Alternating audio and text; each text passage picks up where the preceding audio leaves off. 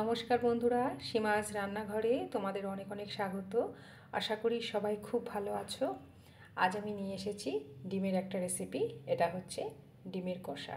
তাহলে চলো ঝটপট খুব সহজ পদ্ধতিতে ঘরে থাকা উপকরণ দিয়ে কিভাবে আমি এই ডিমের কষাটা বানাচ্ছি সেই রেসিপিটা এখন শেয়ার করি। তাহলে চলো আর বেশি কথা না বলে ঝটপট রান্নাটা এবার শুরু করি। এই ডিমের কষা বানানোর জন্য আমি এখানে নিয়েছি সেদ্ধ করা ডিম। এখানে আমি 5টা ডিম নিয়েছি। এবার ডিমটাকে আমি ভালো করে দেখো চাকু দিয়ে চিড়ে নেব। এইভাবে চিড়ে নিলে ডিমটা যখন ভাজবে তখন ডিমটা ফাটার ভয়টা কম থাকবে। এইভাবে প্রত্যেকটা ডিমকে আমি চারিদিকে এইভাবে চিড়ে দেব। দেখতে পেলে তোমরা?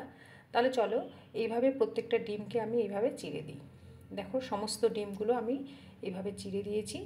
এবার এই ডিমগুলোকে আমি লবণ আর হলুদ দিয়ে ভালো করে ম্যারিনেট করে নেব। করে নিয়ে এটাকে আমি ভাজবো। আর এই রান্নাটা কিন্তু পুরোটাই করব আমি সর্ষের তেলে। দেখো ডিমগুলোর গায়ে আমি লবণ হলুদ মাখিয়ে নিয়েছি। এবার চলো এটাকে আমি ভেজে নিই। একটা ফ্রাই প্যানে আমি সর্ষের তেল নিয়েছি। তেলটা গরম হয়ে গেলে এর মধ্যে আমি দিয়ে দেবো ডিমগুলো এবং ডিমগুলোকে লালচে করে ভেজে তুলতে হবে। দেখো তেলটা গরম হয়ে গিয়েছে। এবার এর মধ্যে আমি দিয়ে দিচ্ছি ডিমগুলো দেওয়ার পর এটাকে আমি মিনিট 2-3 মতন ভেজে নেব। তাহলেই এর কালারটা অনেকটাই পরিবর্তন হয়ে যাবে। দেখো দেখতে পাচ্ছ এটা লালচে রঙের হয়ে গিয়েছে। এবার চলো ডিমগুলো আমি তুলে নিই। ডিমগুলো উঠিয়ে নেওয়ার পর আমি ওই তেলের মধ্যে কিছু গোটা গরম মশলা ফোড়ন দেব। দেখো এখানে আমি প্রথমে দিয়ে নিয়েছি একটা তেজপাতা, শুকনো লঙ্কা, এলাচ, দারচিনি, লবঙ্গ আর দিয়ে দেব সামান্য একটু জিরে, ছোটো চামচের হাফ চামচ। ফোড়নটা খুব ভালো করে ভাজা হলে যখন এর মধ্যে থেকে একটা সুগন্ধ আসবে তখন এর মধ্যে দিয়ে দেবো আমি কুচি করে কেটে রাখা পেঁয়াজ। আমি এখানে 2টো পেঁয়াজ নিয়েছি এবং পেঁয়াজটাকে কেটে নিয়েছি। এবার এই পেঁয়াজটাকে আমাকে হালকা বাদামি করে ভেজে নিতে হবে। আর এই ভাজার সময় আমি এই পেঁয়াজের মধ্যে দিয়ে দেব ছোটো চামচের হাফ চামচের একটু কম লবণ। এতে কী হবে, পেঁয়াজটা তাড়াতাড়ি নরম হয়ে যাবে। দেখো এর মধ্যে আমি দিয়ে দিচ্ছি সামান্য একটু লবণ। আমি এখানে পেঁয়াজটাকে খুব বেশি গলাবো না, এইভাবে পেঁয়াজটাকে মিনিট খানিক মতো আমি ভেজে নেব। এবার পেঁয়াজটা দেখো রঙটা পরিবর্তন হয়ে গিয়েছে। এবার এর মধ্যে আমি দিয়ে দেব কিছু বাটা মশলা।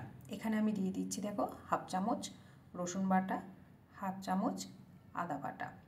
এই রসুন আর আদা বাটাটা দেওয়ার পর এটাকে আমি আবারও কিছুক্ষণ কষিয়ে নেব যাতে এর কাঁচা গন্ধটা না থাকে। এটাকে আমি মিনিট খানিক মতো কষিয়ে নিয়েছি, দেখতে পাচ্ছ। এবার এর মধ্যে আমি দিয়ে দেব কিছু গুঁড়ো মশলা। প্রথমে এর মধ্যে আমি দিয়ে দিচ্ছি লঙ্কা গুঁড়ো, এটা ঝালের জন্য। দিয়ে দিচ্ছি হাফ চামচ কাশ্মীরি লঙ্কা গুঁড়ো, ঝালের জন্য আমি কিন্তু হাফ চামচ লঙ্কা গুঁড়োই ব্যবহার করেছি। এরপর এর মধ্যে আমি দিয়ে দিচ্ছি হাফ চামচ ধনে গুঁড়ো, দিয়ে দিচ্ছি হাফ চামচ জিরে গুঁড়ো। এই সমস্ত উপকরণগুলো দেওয়ার পর এটাকে আমি আবারও ভালো করে কষিয়ে নেব। এখানে দেখো মশলাটা একটু শুকনো শুকনো হয়ে গিয়েছে, তাই আমি এখানে একটু জলের ব্যবহার করব।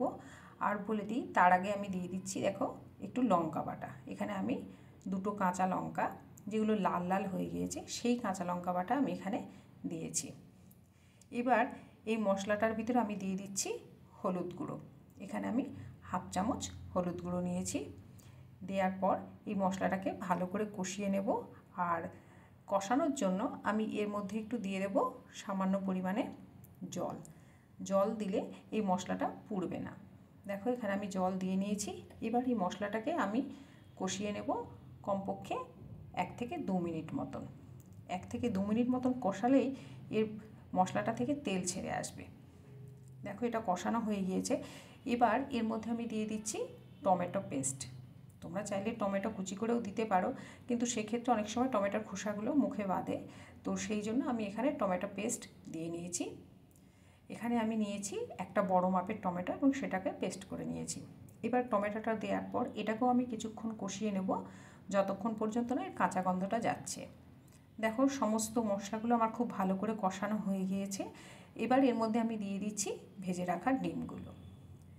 এরপর এর মধ্যে আমি দিয়ে দেব জল।